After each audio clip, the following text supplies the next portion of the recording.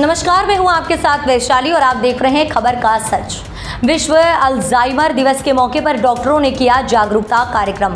विश्व अल्जाइमर दिवस के मौके पर Alzheimer and related disorder society of India Delhi chapter ने एम्स में न्यूरोलॉजी की प्रोफेसर डॉक्टर मंजरी त्रिपाठी के नेतृत्व में एक कार्यक्रम का आयोजन किया। वहीं आपको बता दें कि भारत में मनोभ्रंश की गंभीर समस्या के समाधान के लिए इस महत्वपूर्ण जागरूकता कार्यक्रम का आयोजन किया गया। ये कार्यक्रम नई दिल्ली के इंडिया हैबिटेट सेंटर में हुआ, जिसमें कई महत्वपूर्ण मुद्दों पर चर्चा हुई। खासकर अल्जाइमर की जागरूकता को लेकर तमाम विचार विमर्श किए गए।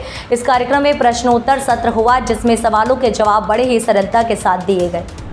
कार्यक्रम में आए डॉक्टरों ने बताया कि डिमेंशिया संज्ञानात्मक गिरावट और स्मृति हानि की विशेषता वाली एक स्थिति है जो भारत में चिंताजनक संख्या में व्यक्तियों को प्रभावित कर रही है। 8.8 मिलियन लोग पहले ही प्रभावित हो चुके हैं। यह अनुमान है कि 2030 तक यह संख्या बढ़कर 20.5 मिलियन से अधिक हो जाएगी। यह हमारे देश के स्वास्थ्य और कल्याण के लिए गंभीर चिंता का विषय है। इस वर्ष के विश्व अल्जाइमर दिवस की थीम है कभी भी जल्दी नहीं और कभी बहुत देर नहीं, कभी जोखिम कम करें। कार्यक्रम में डॉक्टर मंजरी त्रिपाठी की ज्ञानवर्धक बातचीत में जीवन शैली में संशोधन के महत्व पर जोर दिया गया, जो मनोभ्रंश के जोखिम को 40% तक कम कर सकता है। गतिहीन जीवन शैली, धूम्रपान, शराब की लत से बचना और तनाव मुक्त जीवन जीना उनकी प्रस्तुति के दौरान उजागर किए गए प्रमुख बिंदुओं में से एक है।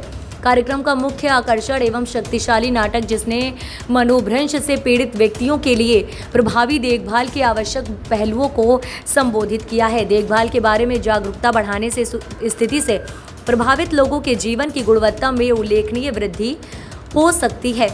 ये नाटक दर्शकों को बहुत पसंद आया और परिवारों और देखभाल करने वालों के सामने आने वाली चुनौतियों पर प्रकाश डाला गया।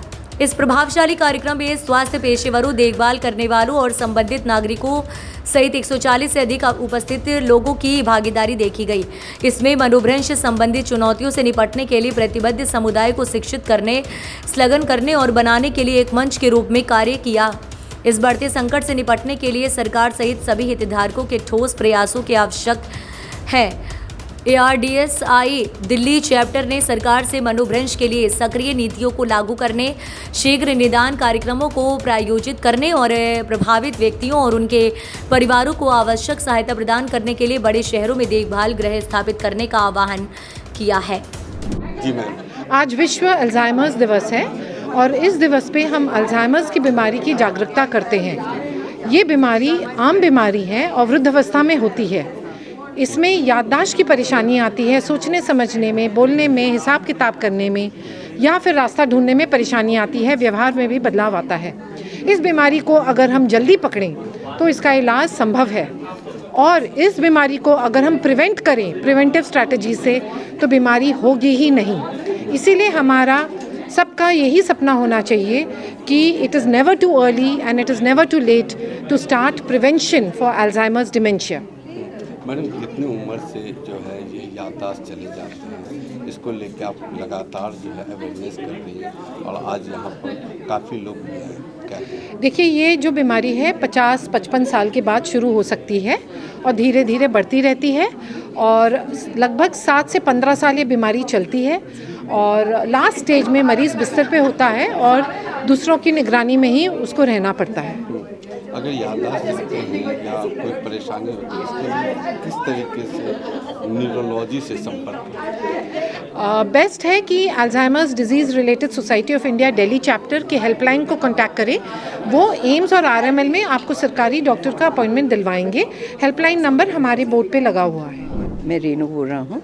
रेनू जी, जिस तरीके से डॉक्टर मंजरी जो अल्जाइमर के बारे में बताएं, क्या कहेंगे? देखिए, उन्होंने जो बताया है वो हमारे प्रेसिडेंट हैं, तो उन्होंने बीमारी के बारे में बताया है और प्रिवेंशन कैसे करते हैं, कि किस तरह से मेजर्स हैं हमारा कि भी इन चीज़ों से हम, बिकॉज़ इसका इलाज तो है नहीं, शुरू में थोड़ा सा इलाज है, तो प्रिवेंशन के बारे में बताया। पर जो हमारी सोसाइटी है वो जब एक बार बीमारी हो जाती है तो उस वक़्त उनकी केयर गिविंग कौन करता है और फैमिली को कौन सपोर्ट देता है। हमारी जो सोसाइटी है उनको केयर गिविंग और फैमिली सपोर्ट देती है। उनको काउंसलिंग देती है, उनको डे केयर सेंटर में उनको हमारे पेशेंट्स आते हैं, उनको पूरा दिन वहाँ रखा जाता है और ताकि उनकी फैमिली को सपोर्ट मिले। अच्छा, हम वहाँ पे उनकी जो होते हैं उनको केयर गिवर की ट्रेनिंग देते हैं।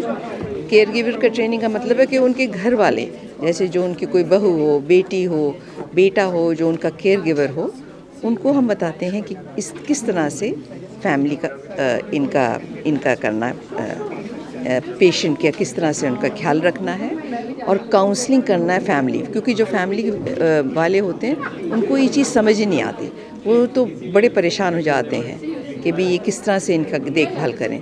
तो हमारा है उनको काउंसलिंग करना, फैमिली को बताना कि ये एक बीमारी है, ये कोई पागलपन नहीं है और आपको उनके साथ किस तरह से बात करनी है, उनकी तरह से समझना है कि वो क्यों ये सब बात कर रहे हैं। तो ये हमारा फैमिली का